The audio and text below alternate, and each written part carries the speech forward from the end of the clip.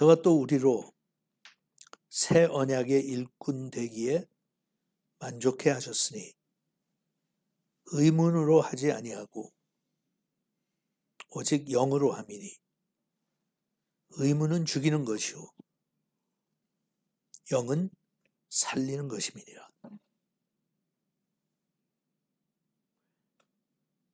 이건 그 구약과 신약을 비교해서 하신 말씀인데, 우리로 새 언약의 일꾼이 된다. 그러니까 그게 신약이죠. 새 언약. 새 언약이 있으려면 그 전에 다른 언약이 있어야 되잖아요. 그래야 새 거를 주시는 거지. 없는 걸 주셨으면 그냥 언약이지. 그러면 새 언약이 있기 전에 언약이 있었던 거 아니에요? 그걸 우리가 구약이라고 부르는 거예요. 구약의 중심 주제는 율법이에요. 율법. 율법의 또 중심은 십계명이에요.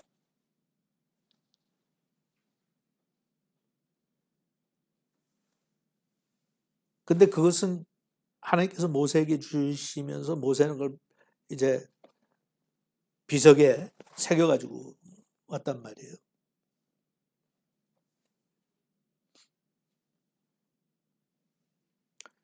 근데 구약은 사람을 살리질 못해요. 왜냐하면 율법을 주신 목적이나 이유가 뭐라고 그랬어요? 죄인이 죄인이라는 것을 깨닫게 해주시려고. 안 그러면 기준이 없으면 그게 내가 죄인지 아닌지 알 수가 없잖아요. 그죠? 그러니까 뭐 가장 베이직한 거 얘기해도 스피드 리밋이 그거야. 스피드 리밋이 없으면 우리는 그 속도 내 맘대로 그냥 하면 돼요. 거리낄 게 하나도 없어. 자기 그냥 기분 내킨 대로 하면 돼. 근데 전 국민의 생명을 보호하기 위해서 속도 제한을 한단 말이에요. 그럼 그 속도 제한이 35마일이야. 35마일을 벗어나면 경찰한테 걸리면 티켓 띄는 거예요.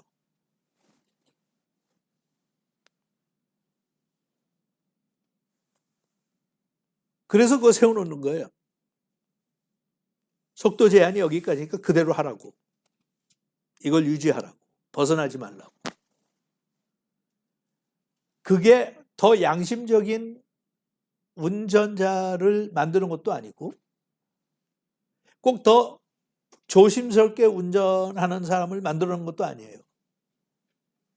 그냥 그 속도 제한의 속도를 넘어가지 말라는 거예요. 넘어가면 벌금 매긴다.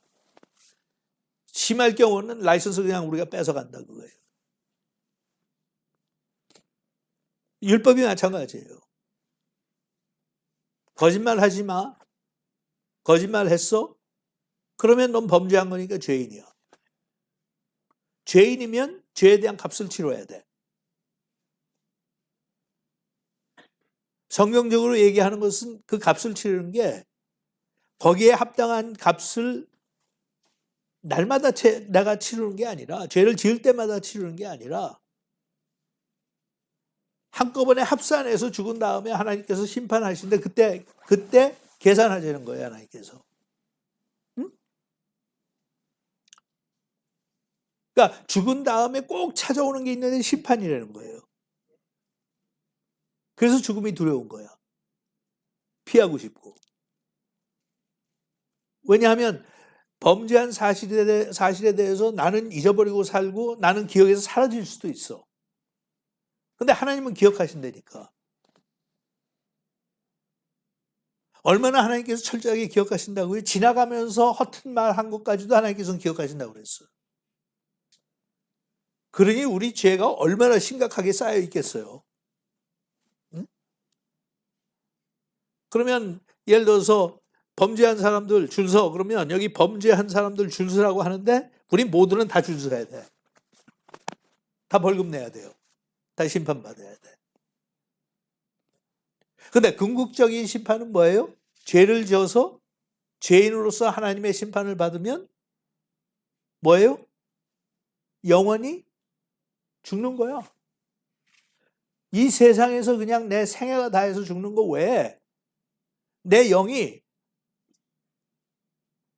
영원히 멸망하는 거예요. 영원한 형벌에 처하는 거예요. 그게 율법이에요. 율법은 지키지 말라. 이거는 지켜라. 그만 얘기하지. 어떻게 지키지 않은 사람이 될 수 있는지. 나는 부족한데 어떻게 그것을 도움을 받을 수 있는지에 대해서는 전혀 말씀이 없어요. 그냥 알아서 해요. 알아서 해. 그러니까 구약에 보면 이스라엘 백성들 매일 심판받았어요. 어? 심할 때는 나라가 망하고, 안 그럴 때는 뭐 왕이지만 범죄하면 병이 걸릴 수도 있고, 아주 심한 문둥병도 걸리는 거고, 다른 여러 가지 종류의 벌을 받았거든요.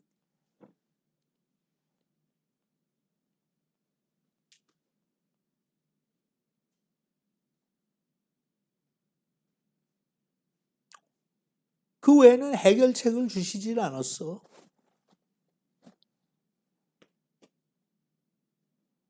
알아서 하라는 거지. 근데 꼭 길을 열어주신 건 아니지만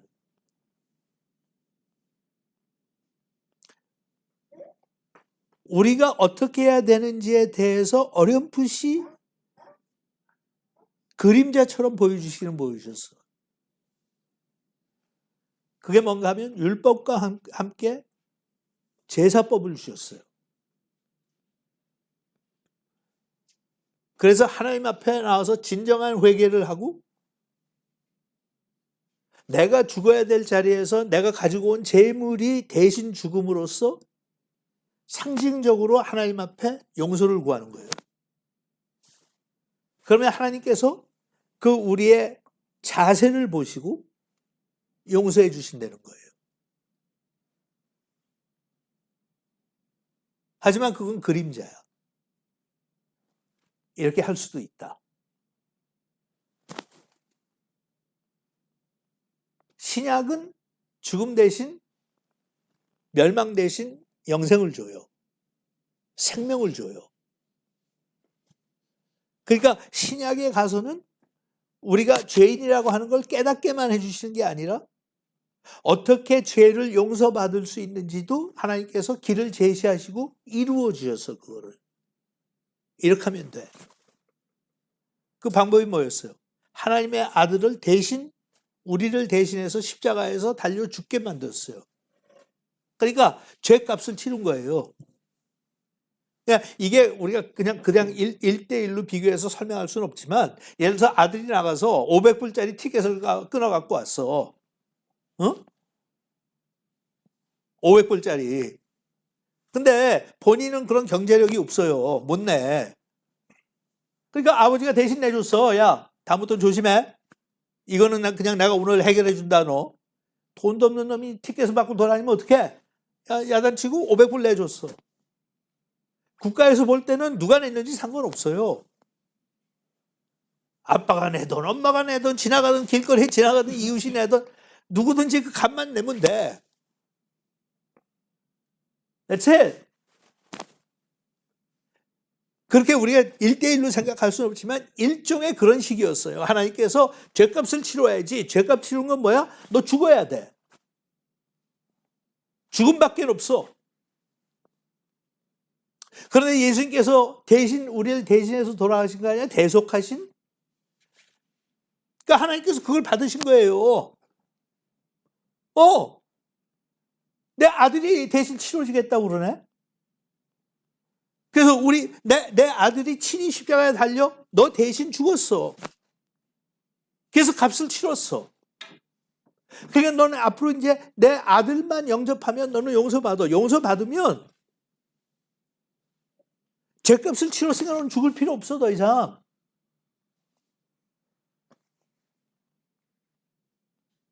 오히려 너는 앞으로 영원히 살게 될 거야.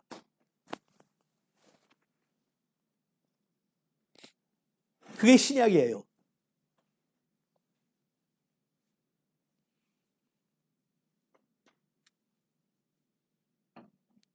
근데 그전에 저도 그런 소리를 했지만 웃기는 거면서 사실은 전곡을 찌르는 말인데, 이 교인들, 한국 교인들 가르쳐서 그래요. 교회 와서는 예수를 믿고 집에 돌아가면 공자를 믿는다. 응? 그게 무슨 뜻인지 아세요? 아시겠어? 오늘 머리가 안 돌아? 무슨 얘기인지 아시겠어요? 네. 유교 사상을 물려받았기 때문에 교회 가서 설교를 할 때는 성경 말씀 듣는 대로 아멘 다 하지만, 집에 가서 가족들 대하는 거는 완전히 유교 바탕을 두고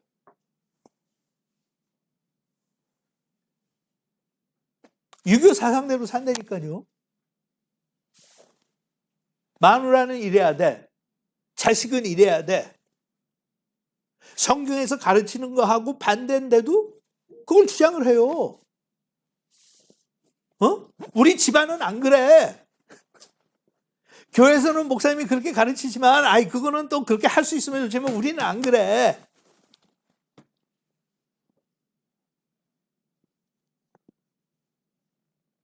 그러니까 남자들이 가부장적인 삶을 사는 거예요. 그러니까 교회에서 장로 되고 목사 된 사람들도 집에 가서 하는 행동을 보면 완전히 가부장적이야. 완전히 다스려요, 자기가. 근데 성경 어디서 그렇게 남자 보고 다스리라고 그랬어? 섬기라고 그랬지. 구약에선 다스리라고 그랬어요. 그건 구약이야. 우린 신약을 믿는 거 아니에요.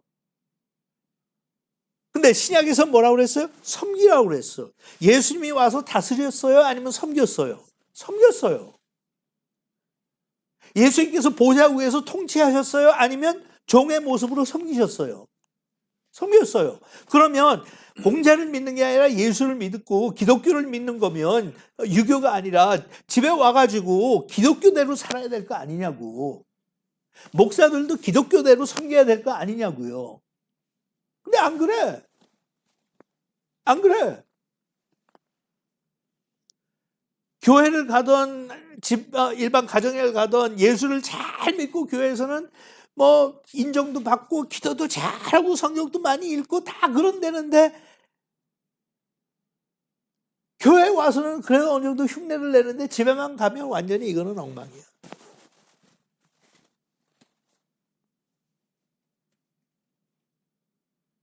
그거를 우리 믿는 사람들의 영적인 가족이라고 얘기하는 교회라고 하는 공동체도 다 비슷하게 그렇게 행동했어요.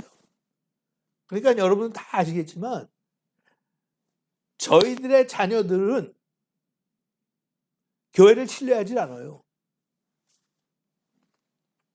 왜냐하면 자기 부모가 열심히 교회를 다녔거든. 헌금도 열심히 하고 일주일에 몇 번씩 교회 나가서 배우고. 근데 집에 돌아와서 하는 걸 보면 막말로 하는 꼴이 이거는 엉망이야. 자기네들 볼 때 성경에서 자기네들이 배운데, 교회 가면 목사님한테 전도사들한테 배울 거 아니에요. 그러면 집안에서 아버지가 어떤 행동을 취해야 된다는 거 배울 거 아니냐고. 근데 교회에서는 예수 잘 믿고 훌륭하다고 인정받는 자기 부모들이 집에 가서는 엉망진창이야. 왜? 자기네들이 주권 가지고 사니까. 아빠 말 들어.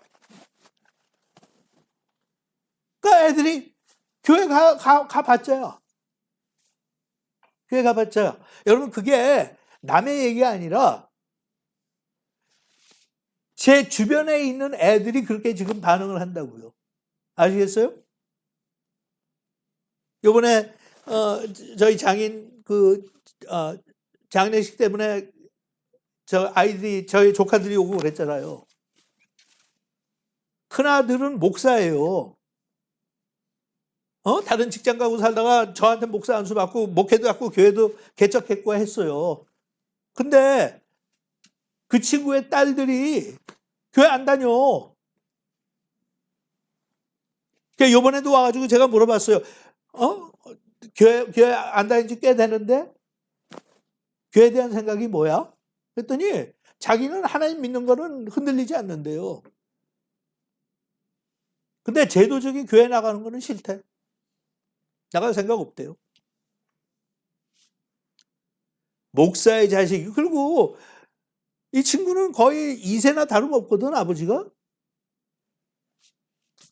미국에서 미국을 이해하고 살고 거기에 미국에서도 성공한 케이스고 엄마도 그렇고 다 그런데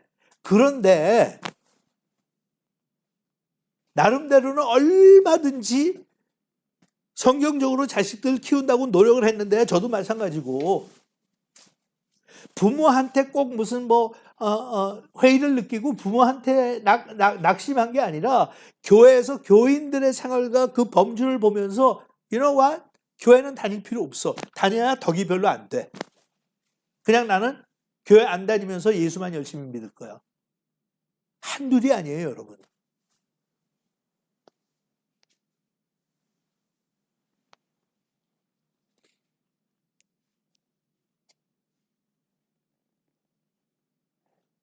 아마 좀 체면도 그렇고 자존심도 상하고 그래서 저 같은 경우도 일일이 무슨 통계를 내고 싶지는 않은데 그냥 여기 있는 사람들만 가지고 얘기해도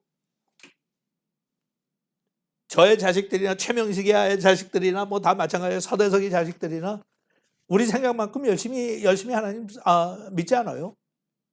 That's a fact. That's a fact. 그지?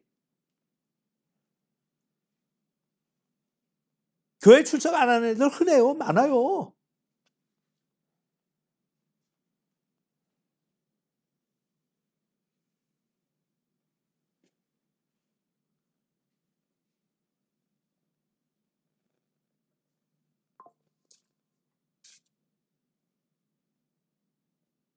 그러니까 그렇게 노력하고 좋은 프로그램이란 프로그램은 다 갖다 맞춰가면서 부모들이 뒤에서 보조하고 서포트하고 했는데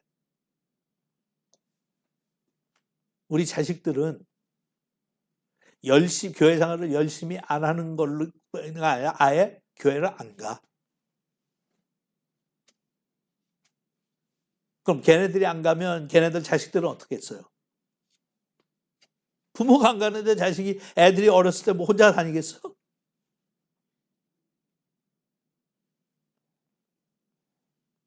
게임 끝.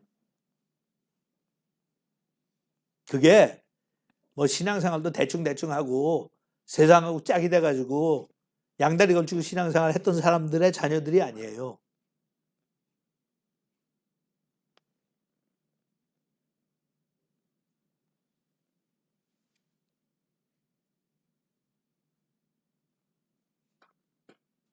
이거는 외부에서 밖에서 교회를 쳐다보면서 비난하거나 판단하는 게 아니라 자기 자신을 반성하고 판단하면서 도대체 교회가 어떻게 했길래 그래도 의식을 가지고 열심히 신앙생활하면서 그래도 어떻게 하든지 균형 잡아서 한다고 애들한테 시간도 많이 보내요. 시간 많이 보내고 신경 많이 썼어요. 그저 우리 부모 세대에 비하면 훨씬 더 신경 많이 썼어요. 시간도 많이 보냈고.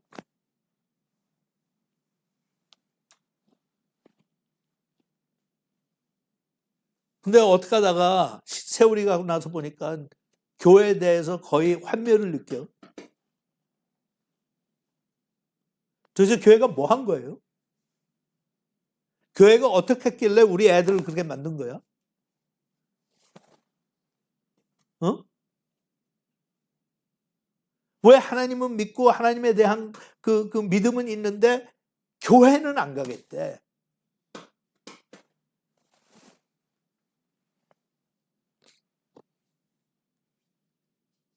그건 저는 혼자 생각이 그런 거예요. 그래도 의식적으로 한다고 했던 사람들 애들이 이러니 양다리 걸치고 신앙생활 했던 부모들이 아이를 키워놓은 다음에 그 아이들이 무슨 신앙생활을 하겠냐.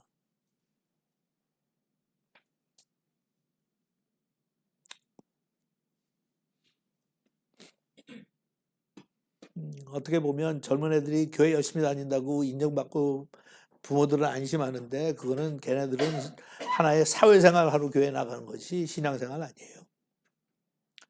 그냥 평생 그렇잖아. 같은 교회 다녔잖아. 평생을. 학교는 다른 학교 다녔는지 몰라도 평생을 같은 교회 다니면서 일주일에 적어도 2번씩은 만났잖아. 금요일 날도 프로그램 있고 일요일 날도 프로그램 있고 단기 선교 같이 갔어. 다른 활동 같이 했어. 운동도 같이 했어. 드라마도 같이 했어. 음악회도 같이 했어. 얼마나 많이 학교보다 얼마나 그런 시간을 많이 가지고 그게 자기네끼리는 친구예요. 아주 절친들이 다 된 거지.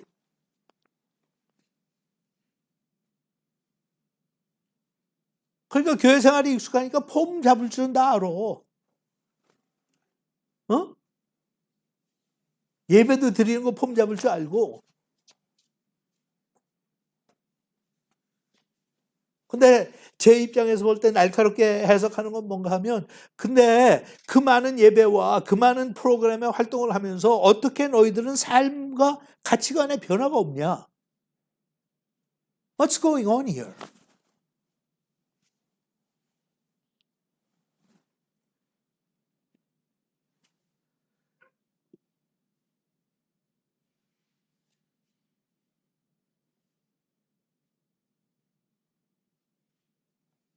칠 절 돌에 써서 새긴 죽게 하는 의문의 직분도 영광이 있어. 이스라엘 자손들이 모세의 얼굴에 없어질 영광을 인하여 그 얼굴을 주목하지 못하였거든. 여기 뭐라고 그랬어요? 돌에 써서 새긴 의문인데 그거는 죽게 하는 의문. 제가 좀 전에 얘기한 거죠. 율법은 사람을 죽여요. 자존심도 죽이고요. 의지도 죽이고요. 그냥 바닥에 깔아놓고 짓밟아요. 너는 별거 아니야. 넌 죄인이야. 너 좀 봐. 똑같은 짓 반복하고 있잖아. 그게 율법이 우리한테 하는 거예요. 율법을 알면 그러니까 차라리 교회를 안 다녀서 율법을 모르면 같은 죄를 짓고 자기 멋대로 살면서 마음이나 편해요. 교회는 어느 정도 턱걸이하고 다니면서 세상 사람들처럼 살면 우리한테는 훨씬 더 번민이 가득해. 왜 하지 말아야 되는데 한다고 자꾸 생각하거든. 세상 사람들은 모르니까. 그러니까 율법은요 우리를 죽여요. 시시각각 죽여요. 너는 너까지 거 문제야. 별 볼 일 없는 놈. 뭐하러 너는 교회 다니냐? 뭐하러 너는 노력하냐? 어차피 똑같은데 이렇게 하면서 율법은 너는 간음했지. 너는 살인했지. 너는 거짓말했지. 뭐 천지 아니에요.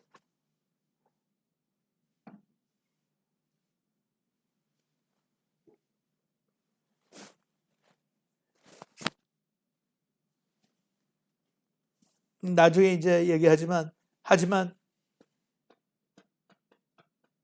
비석에 세운 율법이 아니라 우리의 마음의 성령을 통해서 심어주신 새 언약은 우리를 살린다는 거예요.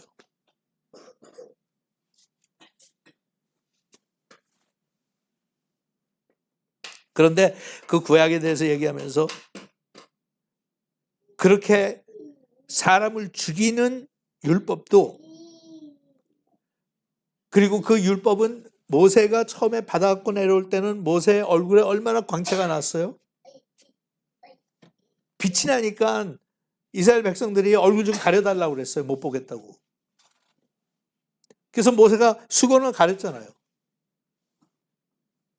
물론 상징적인 거지만 가렸어요.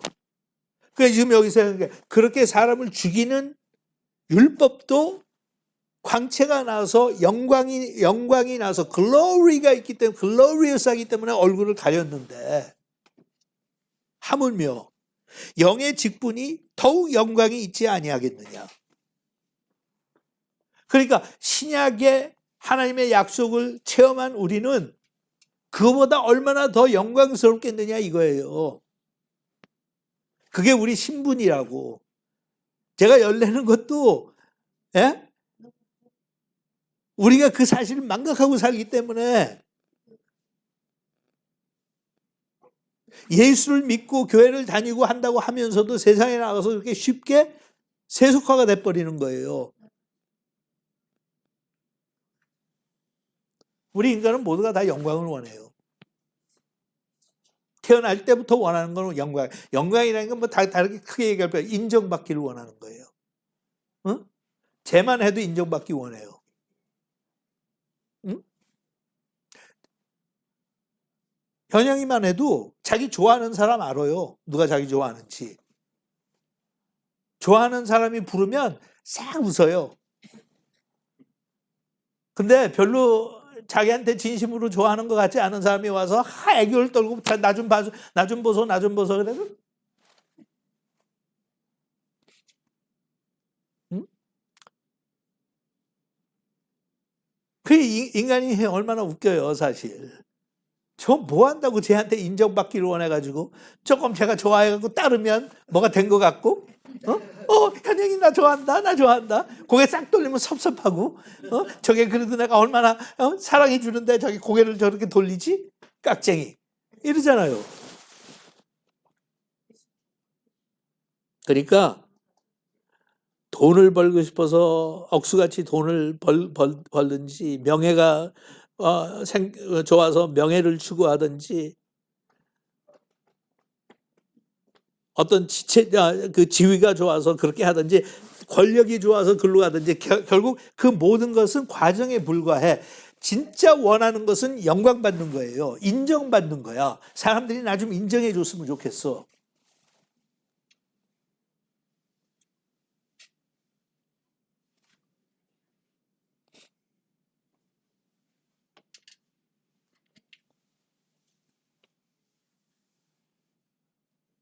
사탄이 쫓겨난 것도 인정받고 싶어서 그랬어요. 인정받고 싶어서. 그러니까 그거는 본능적이라는 거예요. 우리 가운데 내재하고 있어.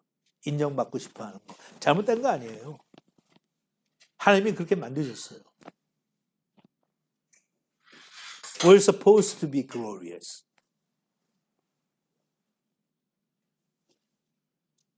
We're supposed to be glorious.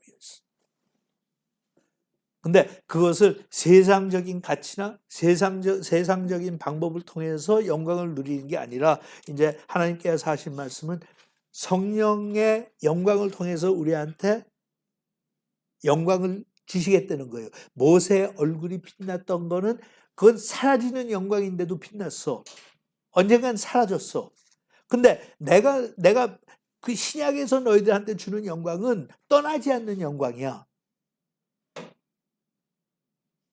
떠나지 않는 영광이야. 그러니까 나중에 말씀하시면 그 너희들이 왜냐하면 나의 영광을 거울처럼 비춰내는 거니까 내 영광이 사라지지 않는 한 너희들은 거울이야. 그래서 너희들은 내가 너희들 보고 있으면 너희 얼굴이 빛나. 니네들이 자신들이 생산해내는 거 아니야. 그렇기 때문에 절대로 이건 사라지지 않아.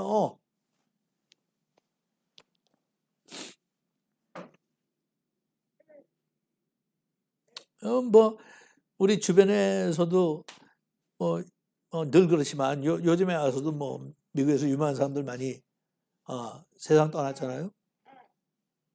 세상 떠나면 장례식까지는 거창하게 치를지 모르고 또 아주 정말 저명하고 유명한 인사였으면 뭐 자기 이름을 붙인 그 뭐라 그래 휴일까지 생길 수도 있어요. 예. 그 지미 카터 대통령 같은 경우도 뭐 장례식 절차가 얼마나 화려했어요. 여기저기로 그냥 비행기 타서 왔다 갔다 하면서 사람들이 줄 서서 그렇게 하고 그 다음날 아침은 다 잊어버려요. 응? 그 어느 정도 자그마한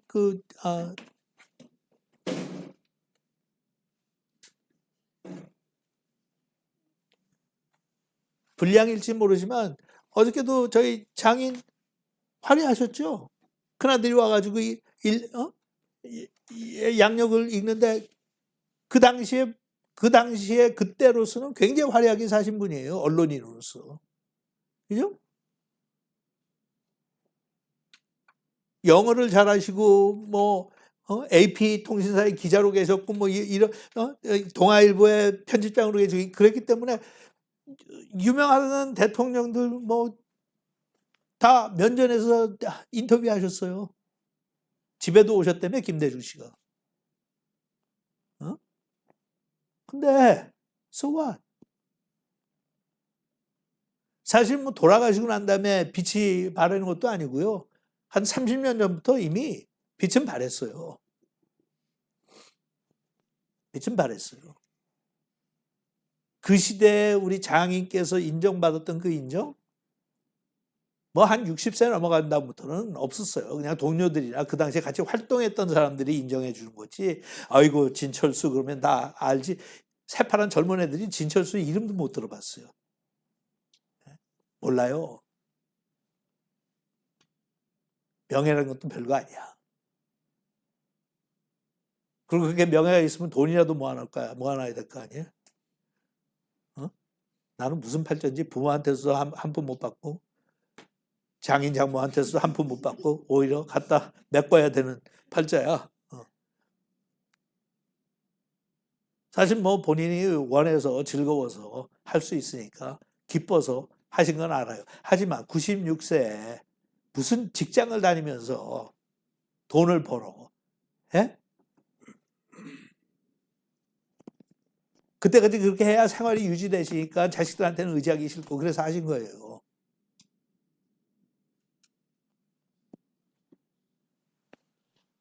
It fades away. 영광은 다. 근데 사실 이렇게 보면 참 불쌍한 게 영광이 이미 사라지기 시작했는데 그걸 붙잡고 안 놀라고 그냥 발버둥을 치고 It's fading away. It's fading away. 그러니까 얼마나 인생이 허무한 거예요. 그런 관점에서 보면. 평생을 고생하고 투자한 게 한 줌의 재로 그냥 끝나는 거잖아.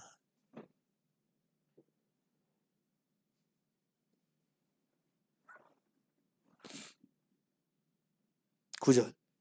정죄의 직분도 영광이 있은즉. 제가 여기서 설명한 거예요. 율법은 정죄하는 거예요. 근데 그 율법도 영광이 있었다는 거예요.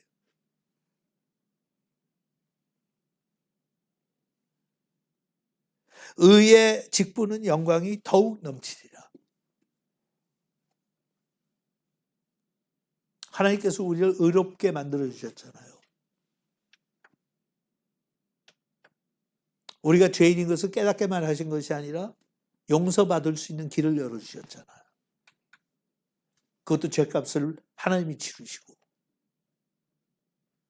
그러니까 그게 얼마나 영광스러운 거예요. 아니 생각을 해봐라. 지존하신 분이 하늘나라를 버리고 인간의 몸을 입고 이 땅에 와서 너를 위해서 십자가에 달려서 그 모욕을 당하고 그 수치 가운데 그 고통 속에서 돌아가셨어. 너를 위해서. 얼마나 그게 영광스러운 거냐. 응?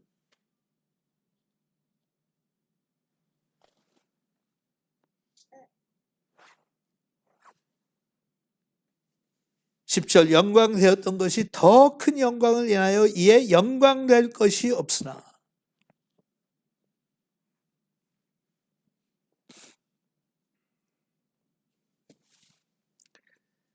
없어질 것도 영광으로 말미암았은즉 길이 있을 것은 더욱 영광 가운데 있느니라. 그래서 영광이라는 단어가 굉장히 막 되풀이되죠. 영광. 저는 평생 목회를 하면서 교인들한테 시간이 될 때마다 그걸 상기시켜 줬어요. 우리가 한국 교회에서 이 보수적인 전통적인 그런 신학의 영향을 받았기 때문에 또 그게 한국의 문화에 잘 맞아서 목사들이 흔히 했던 소리가 그거예요. 누가 칭찬하든지 그러면 영광은 모든 영광은 다 하나님께 돌려야 되니까 나 칭찬하지 마. 사람한테 영광 돌리면 안 돼. 목사가 아무리 뭘 잘해도 너무 목사 축혀 세우지 마. 영광 돌리지 마. 하나님께서만 받으셔야 돼. 그게 경건하다고 생각을 했어. 그러나 저는 아니라는 거예요. 왜 하나님을 그렇게 소심하고 치사한 분으로 만드냐? 하나님이 그렇게 이기적이야?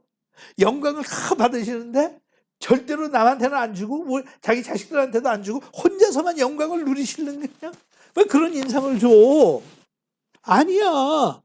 성경에서 하나님께서 영광을 나누시지 않겠다고 한 거는 그 대목을 보면 전부 우상 숭배하는 거 얘기할 때였어. 우상한테 돌리지 말라는 거야. 나한테만 돌리라고.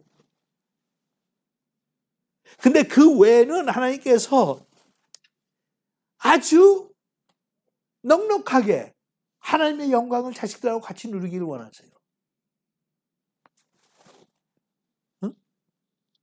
그게 부모의 심정이야. 당연하죠. 어? 예수를 믿지 않는 부모들 중에 아버지들 중에도 자식을 끔찍이 사랑하고 그렇게 하면요. 나보다 자식이 더 잘 되는 잘 되는 걸 원하고요. 어? 내가 영광스러운 어떤 그 인정을 받으면 자식하고 같이 나누고 싶고요. 이게 싶고란 말이 어디 있어? 싶고요. 그냥 한 번만. He loves to.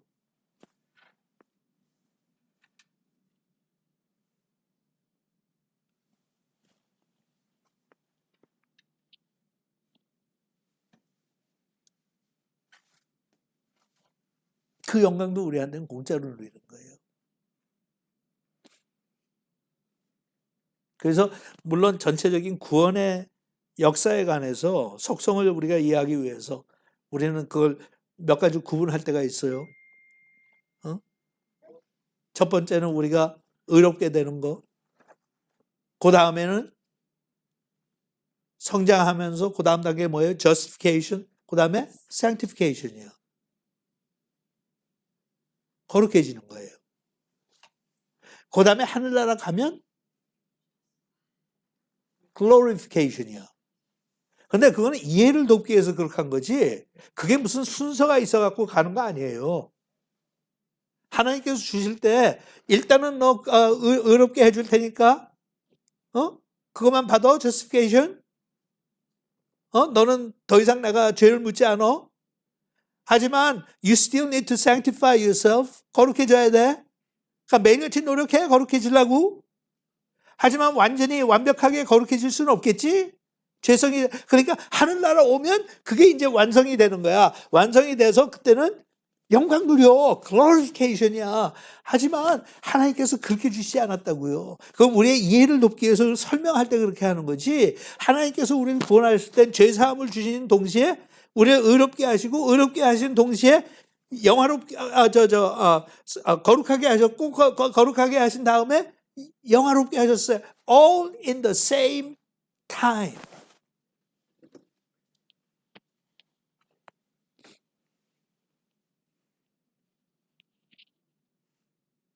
근데 우리가 그걸 잘 소화를 시키지 못하고 이해를 못하기 때문에 자꾸 나의 삶을 돌이켜보면서 그래도 나는 흠이 있어. 그래도 나는 흠이 참 많어. 그래도 나는 이렇게 죄를 짓고 살아. 그러니까 아직은 내가 그렇게 떳떳하게 밖에 나가서 행동 못하지. 근데 하나님의 입장에서 볼 때는 I've already glorified you.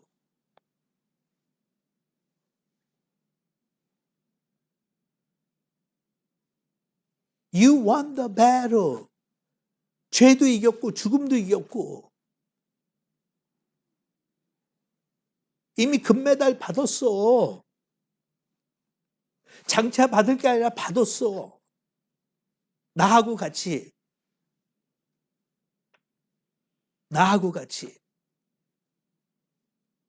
엄격하게 얘기하면 나의 공로로.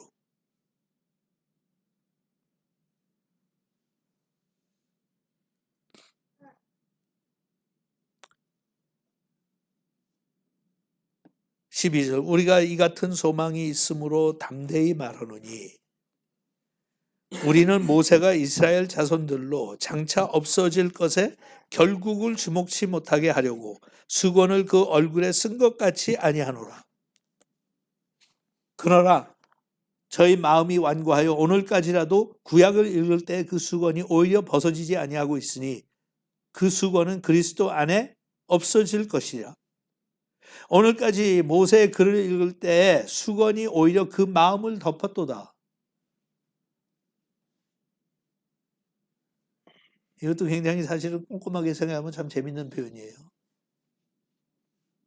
율법을 소위 안 되는 사람들, 예수를 믿는다고 하면서 구원을 받았다고 하면서도 율법을 강조하는 사람들, 무슨 행동하는 거라고요? 영광을 자꾸 가리우는 거예요. 참 신기하죠? 우린 거꾸로 생각해요. 우린 예수를 믿고 난 다음에도 참 부끄러워해야 된다고 생각해. 그게 겸손한 거라고 생각해요. 근데 여러분 아세요? 하나님 입장에서 볼 때예요. 하나님 입장에서 놓고 볼 때는 하나님의 자녀들은 좀 뻔뻔해야 돼요. 내가 뻔뻔하지 않으면 그게 겸손해 보이는 것 같지만 그게 하나님의 영광을 내가 가리우는 거예요. 내가 온 세상에 나가서 그런 거예요. You know, God is good, but God is not always good. God is enough, but sometimes it may not be enough.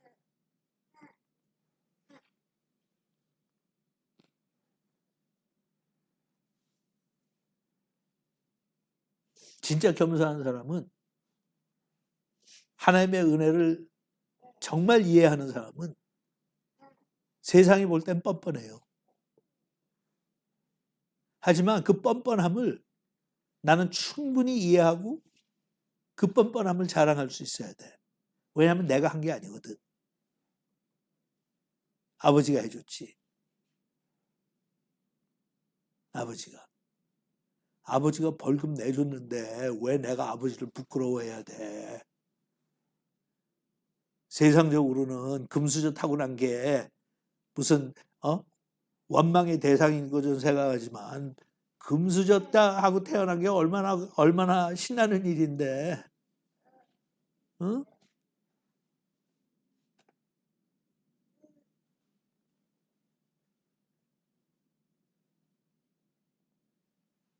17절 주는 영이시니 주의 영이 계신 곳에는 자유함이 있느니라.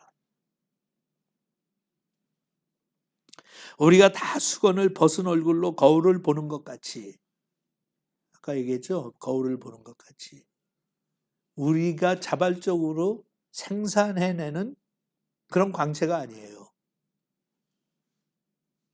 우린 거울일 뿐이야. 무슨 얘기인지 아시죠? 네. 껌껌한데 거울 있다고 해서 방이 밝아지는 거 아닌 거 아시죠? 거울은 빛을 생산해낼 수 있는 능력이 없어요. 하지만 그 거울 앞에 불을 갖다 대면 반사해요. 성령이 떠난 상태에서 우리는 깜깜해요. 하지만 성령이 함께 하실 때 우리는 그 하나님의 영광을 반사하기 때문에, reflect 하기 때문에 사람들이 눈을 가려야 돼. 왜? 너무 밝으니까.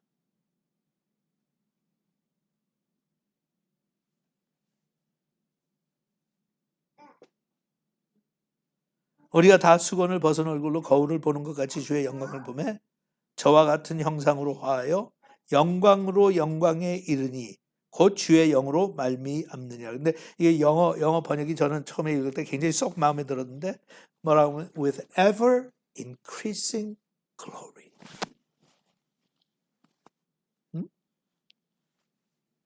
ever increasing glory.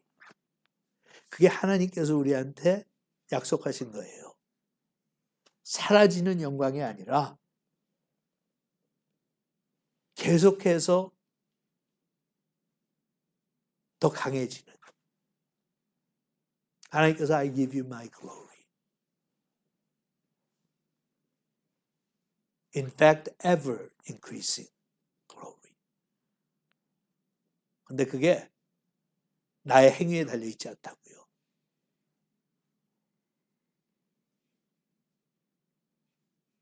내 안에 내주하시는 성령 하나님께서 하시는 거예요. 그냥 우린 발산하면 돼. 우리는 이미 justified 된 사람들이에요. 우리는 이미 sanctified 다 된 사람들이에요. 우리는 이미 다 glorified 된 사람들이에요. 죽어서 천당 가서 그걸 우리가 확인한다고 생각하지 마세요.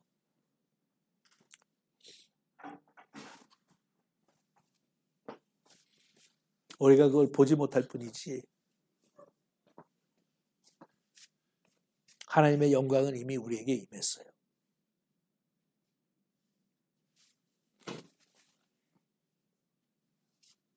Ever increasing glory.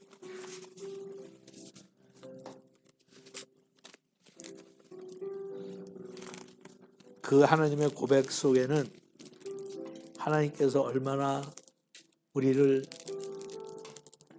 기뻐하시는지, 얼마나 우리를 자랑스럽게 생각하시는지,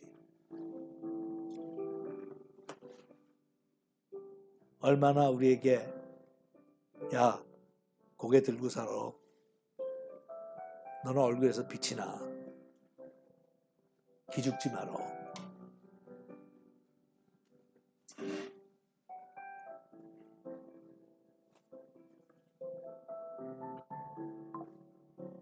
일반적으로 통상적으로 우리가 생각하고 배우는 거는 내가 하나님의 영광을 가릴 때가 자주 있다고 생각해요.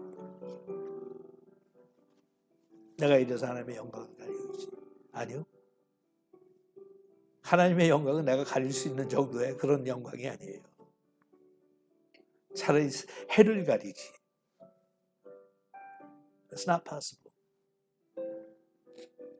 그리고 하나님께서는 나 같은 인간이 하나님의 영광을 가리울 수 있는 그런 위치에 하나님께서 계신 적이 없어요.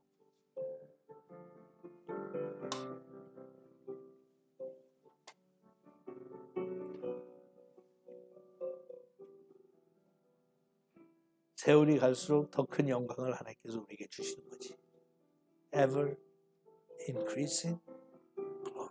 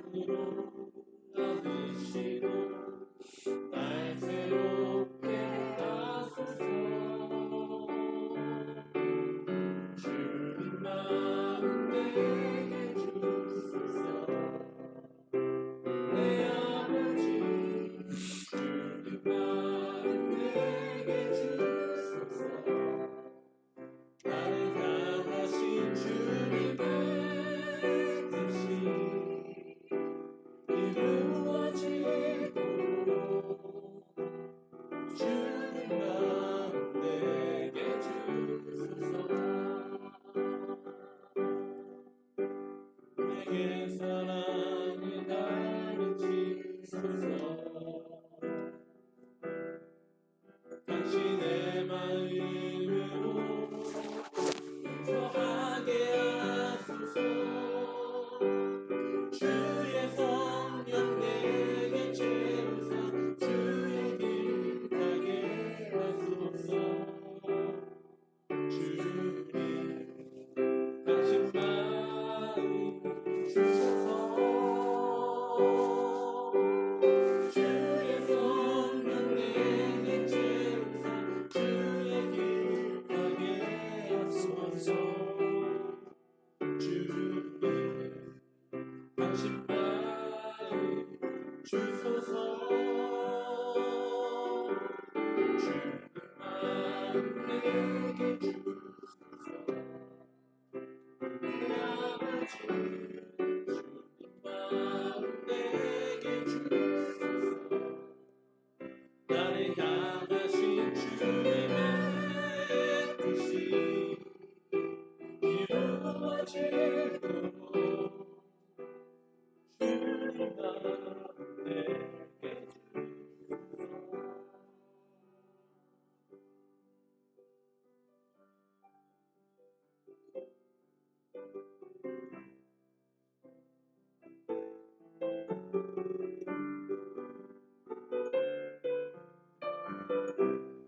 주의 영이 계신 곳에 자유함이 있다고 했는데, 만약 우리 가운데 우리 각자의 마음속에 주의 영이 계신다면 그런 자유를 누릴 수 있도록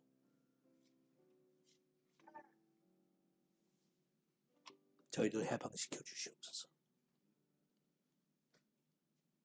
예수님의 이름으로 기도합니다. 아멘. 수고하셨습니다.